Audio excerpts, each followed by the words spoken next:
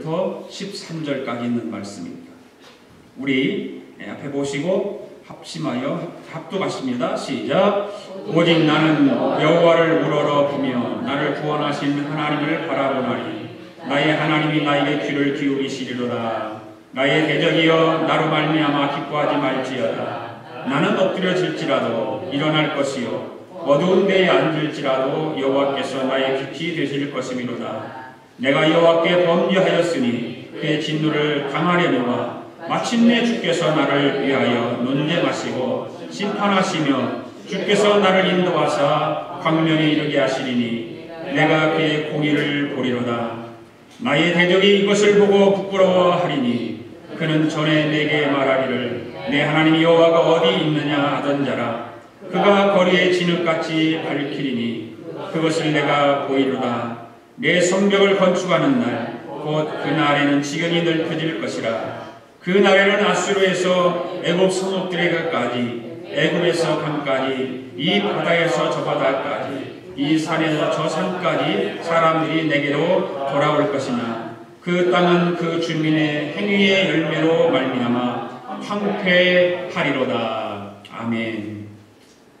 이 시간 앞뒤 좌우 사람들과 같이 인사를 나눕시다. 주의 함께 예배드리게 해서 반갑습니다. 감사합니다. 인사하십시오. 네, 함께 예배드리게 해서 감사합니다. 감사합니다.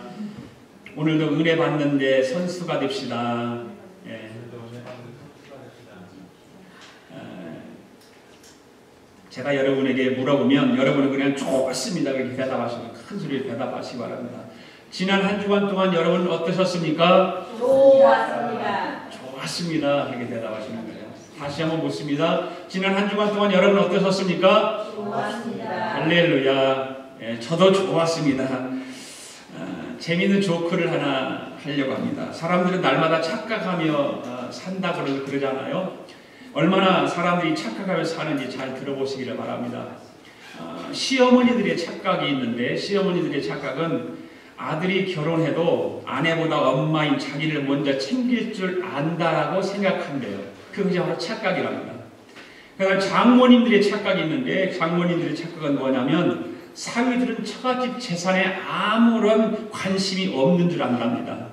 그런데 알고 보면 사위들도 처갓집 재산에 관심이 많다는 거죠. 아줌마들의 착각이 있는데 아줌마들의 착각은 뭐냐면 화장하면 다른 사람 눈에 예뻐 보이는 줄 안대요.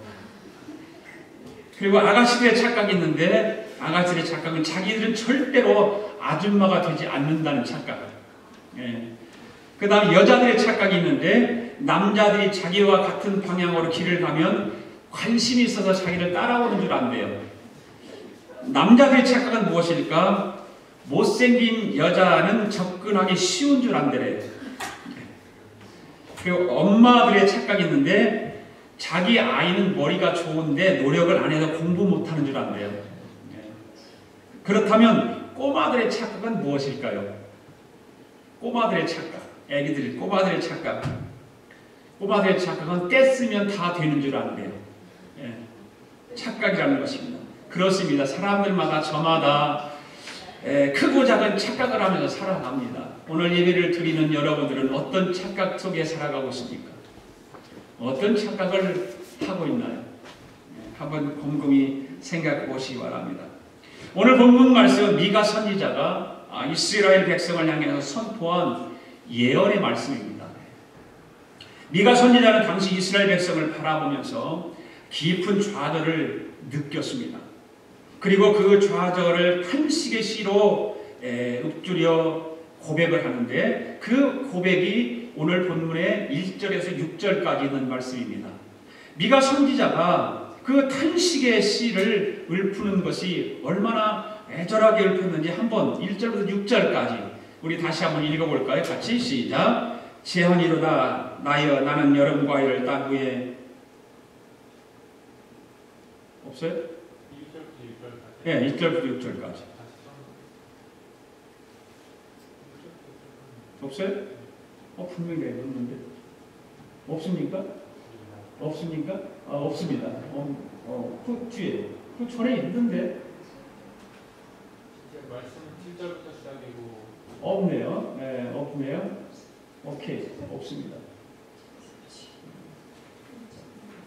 그 다음에 없어요? 없어요. 없어요. 오케이. 제가 읽을게 들어보세요. 분명히 넣었는데 없어졌네요. 재앙이 이르다 나여 나는 여름 과일을 딴 후에 포도를 거둔 후 갈아서 먹을 포도송이가 없으며 내 마음에 사모하는 처음 익은 무화과가 없도다. 경건한 자가 세상에서 끊어졌고 정직한 자가 사람들 가운데 없도다. 무리가 다 피를 흘리려고 매복하며 각기 그물로 형제를 잡으려 하고 두 손으로 악을 부지런히 행하는도다. 그 지도자와 재판관은 뇌물을 구하며 권세자는 자기 마음의 욕심을 말하며 그들이 서로 결합하니 그들의 가장 선한 자라도 가시 같고 가장 정직한 자라도 찔레 울타리보다 더하도다. 그들의 파수꾼들의 날 곧 그들 가운데 형벌의 날이 임하였으니 이제는 그들이 요란하리로다. 너는 이웃을 믿지 말며 친구를 의지하지 말며 내 품에 누운 여인에게도 내 입의 문을 지킬지어다. 아들이 아버지를 멸시하며 딸이 어머니를 대적하며 며느리가 시어머니를 대적하리니 사람의 원수가 곧 자기의 집안 사람이로다. 바로 미가 선지자가 탄식하면서 읊었던 그 탄식의 시가 바로 이 6절까지 1절부터 6절까지 있는 그런 말씀입니다. 이 탄식의 시의 내용을 크게 세 가지로 요약하면 바로 이런 것입니다. 2절 말씀을 보면 텅 빈 과수원과 같다고 말하고 있습니다. 텅 빈 과수원과 같다. 과일을 따기 위해서 과수원에 들어가겠는데 바로 누군가가 이미 다 따버렸고 그래서 앙상한 가지만 남아있다는 것입니다. 이것을 당시 예루살렘 성의 상황을 비유로 묘사한 것입니다. 예루살렘 성을 살펴보았습니다. 그런데 공의의 열매를 찾아볼 수가 없다는 것입니다. 공의의 열매가 있어야 되는데 예루살렘에는 공의의 열매가 없고 온통 불의만 가득했다라고 이야기를 하고 있는 것입니다. 그 다음에 두 번째, 하나님의 백성다운 사람이 없다고 말하고 있습니다. 2절에서 4절까지 말씀했습니다. 당시 예루살렘 성에 있는 이스라엘 백성 하나하나를 자세하게 살펴보았습니다. 그런데 경건한 사람, 정직한 사람, 그리고 선한 사람을 찾아볼래야 찾아볼 수가 없었다는 것입니다. 온통 악한 사람들로 가득했다라고 이 미가 선지자가 탄식하고 있는 것입니다. 그 다음에 세 번째는 집안에도 원수가 있다고 말하고 있습니다. 자기와 가까운 사람들을 살펴보았습니다. 그런데 이웃, 친구, 심지어 아내마저도 남편마저도 믿을 사람이 없다는 것입니다. 그리고 집안 식구들조차도 원수가 되어 정말 서로를 괴롭히며 살아가더라 그렇게 이야기를 하고 있습니다. 사실 오늘도 우리는 이 미가 선지자의 탄식과 비슷한 탄식을 할 수밖에 없는 그런 경우들이 종종 있습니다. 때로는 세상을 바라보면서 탄식할 때가 있다 그 말입니다.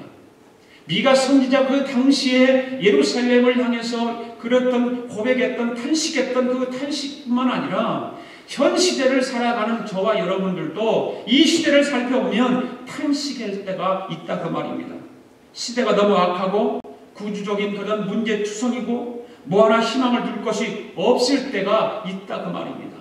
그런 상황들, 그런 시대를 바라보면서 우리 또한 탄식하고 한숨을 짓지 않습니까? 그리고 나를 에워싸고 있는 상황들이 너무 나빠서 내 힘으로는 도저히 어쩔 수 없음을 깨닫고 좌절할 때가 있습니다.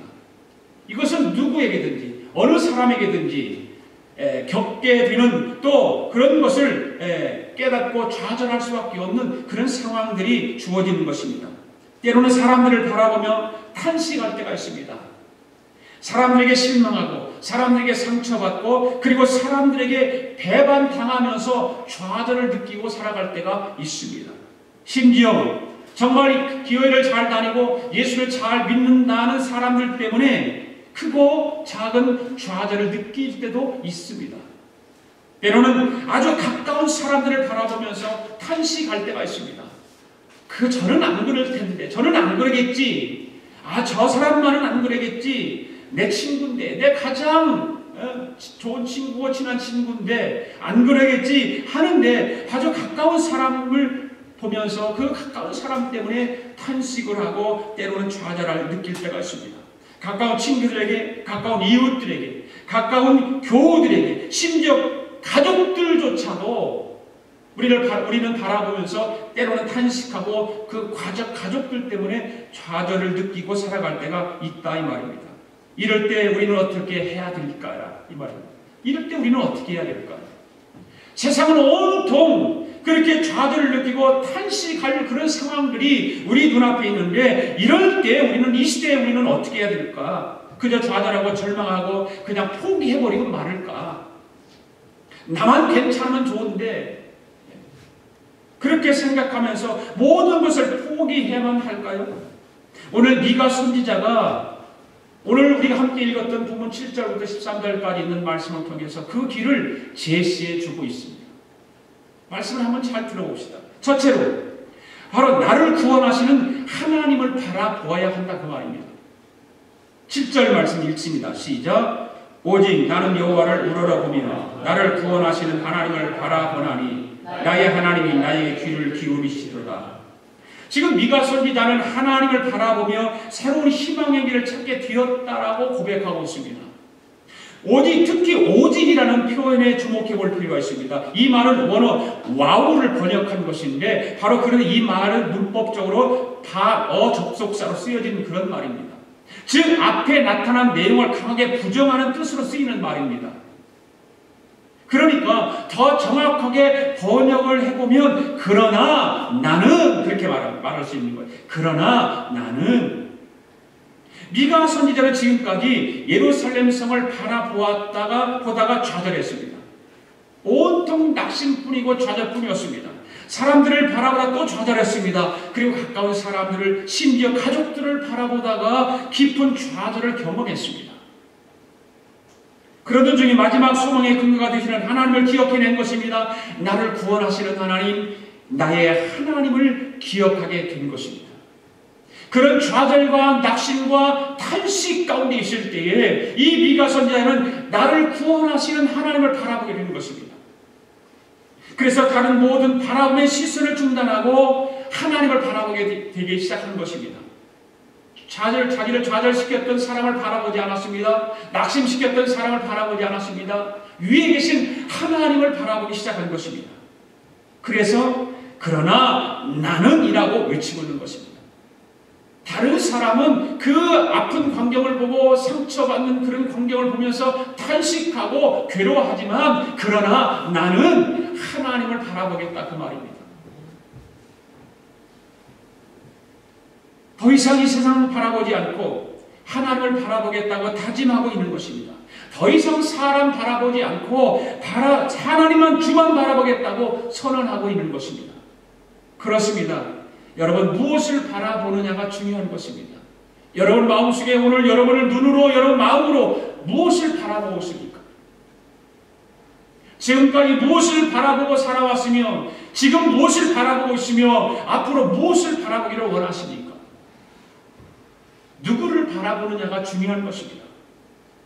스펄전 목사님의 일화 가운데 이런 이야기가 있죠. 이 스펄전 목사님도 청소년기를 보냈습니다. 청년 시절을 보냈습니다. 마음에 큰 꿈을 가지고 있었지만 도저히 그 꿈을 이룰 수 없을 것만 같았습니다. 그래서 깊은 좌절을 느끼고 있습니다. 어느 날 주일에 눈이 너무 많이 와서 자기가 다니던 교회를 더 갈 수가 없어서 가까운 교회를 가게 됩니다. 그런데 교회 그 교통 사정 때문에 담임 목사님도 그날 그 교회 예배를 못 오신 거예요. 할 수 없이 교인들끼리 모여서 예배를 드리게 된 것입니다. 서로 의논을 하다가 어느 한 집사님이 등 떠밀려서 강단에 올라가게 됩니다. 그래서 찬송을 부르고 또 기도를 하고 설교 시간이 되었습니다. 이 집사님께서 성경을 뒤척이다가 이사야서 45장 22절을 읽습니다. 땅의 모든 티끌이여 내게로 돌이켜 구원을 받으라. 이런 말씀이었어요. 땅의 모든 티끌이여 내게로 돌이켜 구원을 받으라. 이 본문의 말씀을 가지고 쩔쩔매면서 한 10분 동안 설교를 했습니다. 전혀 준비 없이 설교를 하니까 얼마나 당황하고 뭐 그렇게 쉽지 않지 않았겠어요? 어렵게 설교를 했겠죠. 그런데 이 집사님이 설교를 하면서 이런 말을 합니다. 사람들 중에 세상을 바라보는 사람들은 결국은 절망하게 됩니다. 특히 자신을 바라보는 사람들 치고 절망하지 않는 사람들이 없습니다. 그러나 하나님을 바라보는 사람들은 희망과 용기를 가지게 됩니다. 이런 설교를 합니다.